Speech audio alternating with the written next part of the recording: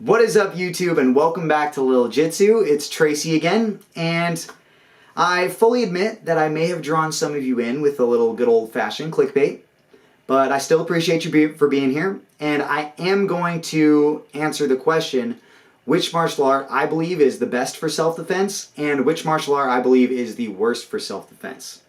But before I do that, please, for the all-encompassing, all-powerful, all-mysterious algorithm, please like the video, subscribe to my channel if you want to see more videos like this. I appreciate it, so does the algorithm. But to give you a little bit of backstory here, I was listening to a podcast earlier, and someone with a pretty significant amount of kickboxing experience said something along the lines of this. They said, if you're going to look for a martial art specifically for self-defense, stay the hell away from Brazilian Jiu Jitsu. It's a scam. If you're ever going to get into a fight, the last place you want to be is on the ground. Coming from a jiu-jitsu background, my initial reaction to this statement was, this dude does not know what he's talking about and has never had to fight anyone with high-level jiu-jitsu experience or really grappling in general. And then I realized, he might be onto something here, and I decided to think a little bit more about it. If this was a self-defense situation involving, me getting mugged or robbed at knife point or gunpoint, or there were multiple attackers, the last thing I would want to do in one of those situations is use Brazilian Jiu Jitsu. On the other hand, literally any other martial art that I could have possibly trained would not prepare me for one of those situations. My best self-defense at that point would be either give the mugger my wallet or run away like super fast. That being said, I have done Brazilian Jiu Jitsu for close to 7 years, pretty consistently, and I run my own gym. I teach both kids and adults. I personally believe that Brazilian Jiu Jitsu is the best martial art for women, children, smaller individuals, especially for self-defense. The reason being, even if I am a highly skilled striker, whether it's boxing, Muay Thai, kickboxing, karate, whatever, the larger the size difference gets, the more difficult or the more unlikely it's going to be that I knock out or even really incapacitate someone much larger than me in a fight. Jiu-Jitsu is literally designed to minimize the advantages of a stronger or bigger opponent. By the way, I Googled how often do fights end up on the ground, and you can trust Google however much you want, but the statistics that I found say that 73% of fights end up on the ground at some point. Following that logic, if most fights are gonna end up on the ground anyways, it might be a good idea to know some form of ground fighting, thus Jiu-Jitsu.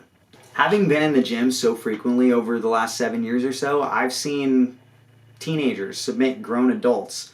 I've seen small children beat or submit significantly larger children.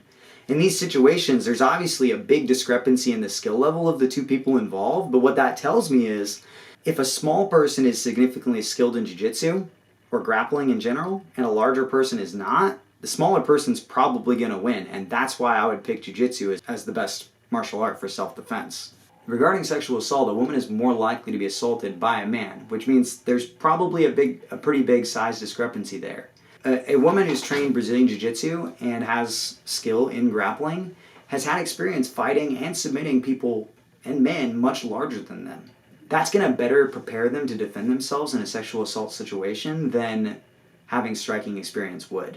Obviously, I'm biased, but personally, I believe Brazilian Jiu-Jitsu is the most effective martial art for self-defense. Now, if you decide to train Brazilian Jiu-Jitsu, you should definitely think critically about the positions that you're learning, the techniques you're learning, and the submissions that you're applying.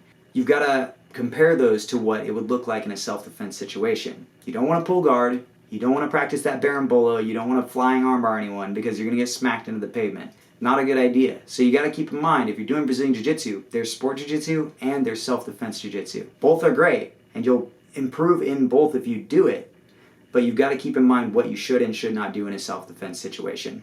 On a side note, Jiu-Jitsu is amazing because you can train, roll, or spar pretty much 100% full contact without the risk of serious injury, and it's as close to a fight as you're going to get without getting punched in the face. That's going to better prepare you mentally and physically than punching a bag would for a self-defense situation.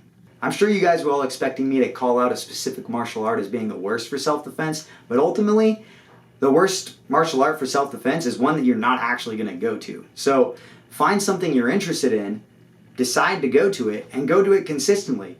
If you stick with it, you're going to be better prepared than most people who don't do anything at all. Thanks for watching till the end of the video, guys. If you did make it all the way here, please leave a comment below. Tell me what you thought of it and what your opinions are.